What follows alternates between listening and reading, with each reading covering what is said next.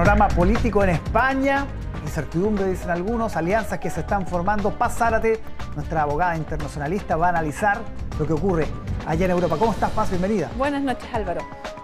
Las encuestas no la chutaron, primero, y dejaron una incertidumbre total respecto a quién va a alcanzar la cifra mágica, ¿no? Los 176 votos para tener al nuevo presidente del gobierno español. ¿Cómo ves lo que está pasando allá?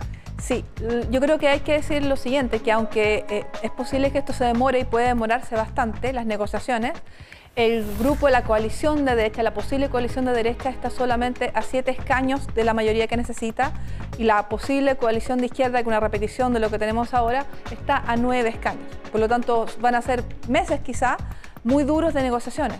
Pero lo que no hay que perder de vista es que de todas formas la derecha viene avanzando hace tiempo de forma sostenida, y este es un poco, yo diría, el cuasi momento Brexit de España. ¿Por qué?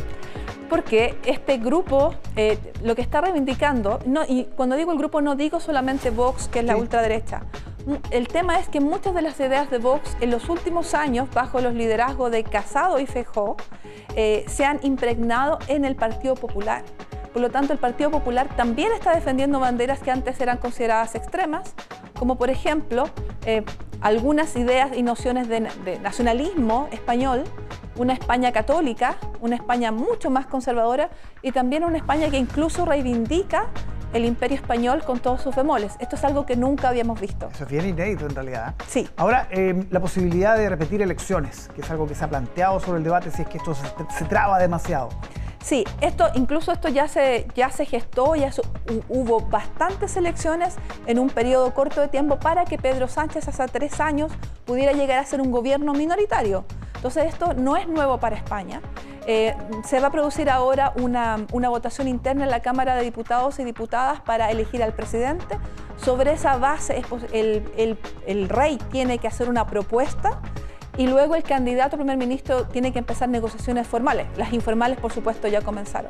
Pero este proceso obviamente puede ser que no rinda frutos y que finalmente estas elecciones deban repetirse, es cierto. Ahora, y el PSOE, uno puede decir que a Sánchez le resulta la apuesta, que era arriesgada, de adelantar las elecciones más que para ganar, para evitar una paliza.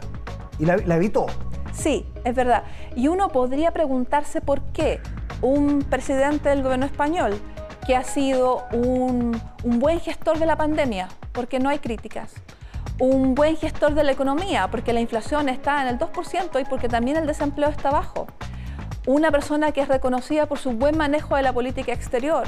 No hay ningún presidente del gobierno español, mirando hacia atrás, salvo quizás Felipe González, quien no hablaba inglés, que haya tenido el manejo que tiene Pedro Sánchez a nivel exterior. ¿Y cómo es posible que, pese a todos estos factores que lo favorecían, salga segundo? Le haya sido tan difícil. Sí. No, y salga segundo, además, eso no hay que olvidarlo. Es la verdad, sí. Ahora, ¿y por qué? ¿Por qué ocurre eso?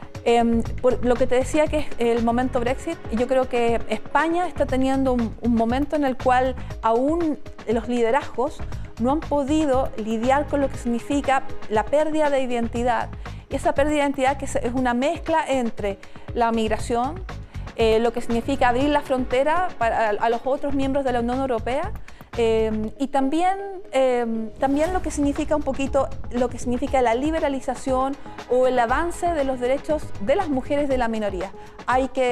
El avance de la derecha, que ha prometido ir hacia atrás en estas áreas, muestra que hay una parte importante de la población que no está contenta con esos avances. Así que, y cómo quizá los liderazgos de la centroizquierda no han podido explicar que son para todos, y que quitarle derechos a las mujeres no es patriotismo.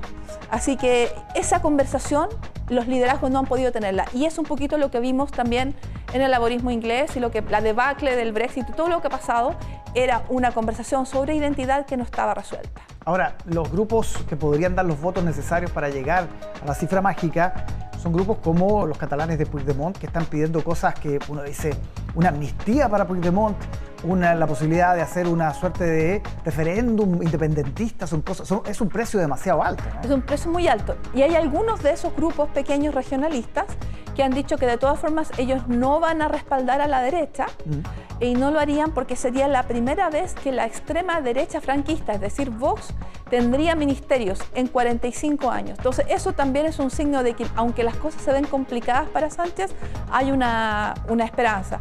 Pero lo que te decía, lo verdaderamente importante acá es cómo resolver ese conflicto, porque quien sea que gane, la va a tener difícil, el país está polarizado y este tema de la identidad, esa conversación nacional no se ha hecho y quien quiera que sea el poder va a tener que liderarla. Tremendo desafío. Paz Zárate, muchísimas gracias por el análisis. Hasta la próxima. Que estés muy bien, buenas noches.